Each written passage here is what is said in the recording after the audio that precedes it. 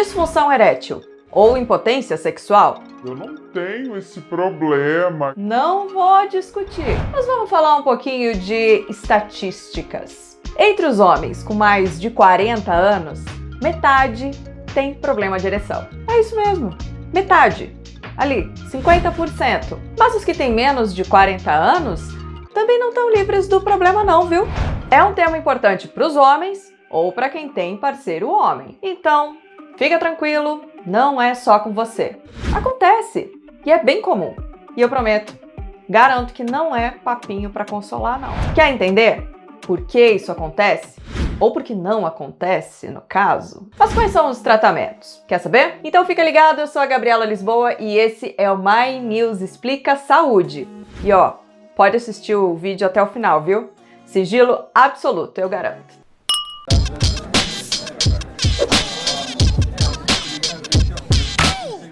Primeiro vamos entender o que é disfunção erétil, mais conhecida como impotência sexual.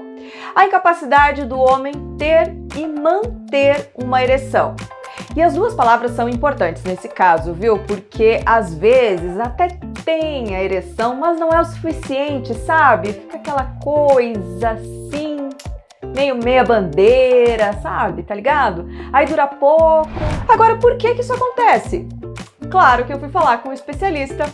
Olha aí, Dr. Luiz Fernando Vieira, gerente médico da Upjohn, divisão da Pfizer, focada em doenças crônicas não transmissíveis. É o departamento responsável pelo Viagra, sabe?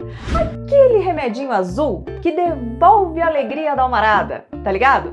E de quem vai pra cama com eles, claro. A gente tem que pensar que existe um corpo cavernoso, que é como se fosse uma artéria, e essa artéria ela precisa encher de sangue para que a ereção ocorra. E existem várias causas para a gente pensar que pode interferir nesse processo. Pode ser ansiedade, o homem por algum motivo pode não estar se sentindo confortável e por isso não conseguir ter a ereção propriamente dita, e também aquelas causas orgânicas. Então tudo que interfere, desde essa artéria que se enche de sangue para ocorrer a ereção, ou causas neurológicas, porque a gente tem que pensar que existe uma sensibilidade, que existem terminações nervosas que também atuam ali naquela regulação daqueles vasos sanguíneos para que controle a ereção. E por que isso acontece? Olha, gente, vocês viram o doutor falar, né? Não tem uma causa só. Podem ser várias coisas. Além disso, a falta de ereção pode ser sinal de um outro problema de saúde. Vamos começar pelos problemas circulatórios. Afinal, a ereção depende de um aumento de fluxo sanguíneo no pênis, ou o apelido que você quiser dar. Enfim, para a ereção acontecer, ele precisa ser irrigado com muito sangue. E se você tiver um problema de circulação, não rola. Doença aterosclerótica, são aquelas famosas placas de gordura que pode ocorrer no organismo como um todo, elas não acontecem só lá no coração, causando infarto, ou somente lá no cérebro, causando o AVC, o famoso derrame cerebral. Não acontece só lá. A hipertensão arterial como um fator de risco também, e a gente também tem que lembrar do diabetes. Outra causa, problema hormonal. Por exemplo, a falta daquele hormônio que vocês todos conhecem bem, testosterona. E aqui é interessante citar a andropausa, porque a gente conhece bastante a menopausa, né? A gente sabe que a mulher, a partir de certa idade, ela passa por um momento de desregulação desses hormônios e tem toda uma fase adaptativa, e a gente sabe de todos os desafios que a mulher enfrenta até se adaptar a essa nova fase, a esse novo corpo que ela passa, essa transformação que ela passa durante esse período. E o homem, sim, a partir de certa idade, também ele passa por esse período onde os níveis desses hormônios circulantes são menores do que o esperado. Uma coisa importante, hábitos. Pois é, a forma como você leva a sua vida interfere diretamente no desempenho. Tabagismo, obesidade, hipertensão, sedentarismo. Você que tá vendo esse vídeo já ouviu aquela desculpa? Bebi demais. Olha, faz sentido, viu?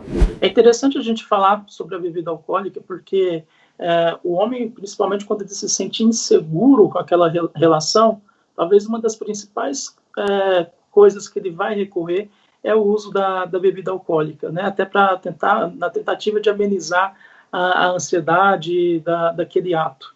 E sim, ela em excesso é um fator prejudicial. Ela em excesso e também a longo prazo. E tem a questão psicológica, né, galera? Ansiedade, depressão, aí o crush não funciona, fica mais nervoso ainda, e aí aqui não dá certo mesmo. Tá, mas e pra resolver?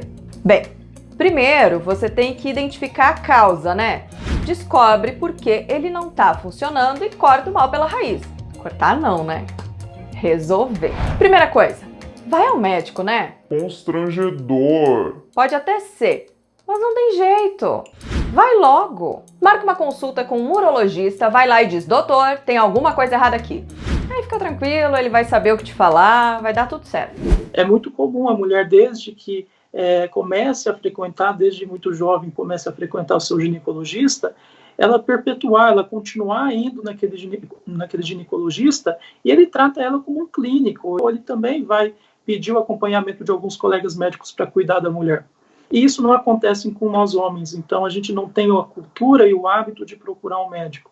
E na impotência sexual, na disfunção sexual, menos ainda, porque ainda tem a questão do estigma. A gente já não tem o hábito, tem algumas pesquisas que mostram que se você pergunta para os homens, no último ano, quantos % deles foi ao médico, não estou nem falando do urologista, mas no clínico, a gente vê que no último ano, cerca de metade desses homens não passaram por nenhuma consulta de check-up, nenhuma consulta clínica pensando em prevenção e saúde. E aí, quando envolve ainda essa questão do estigma da impotência, da disfunção, menos ainda. E o importante aqui é a gente não pensar na impotência sexual como um carimbo.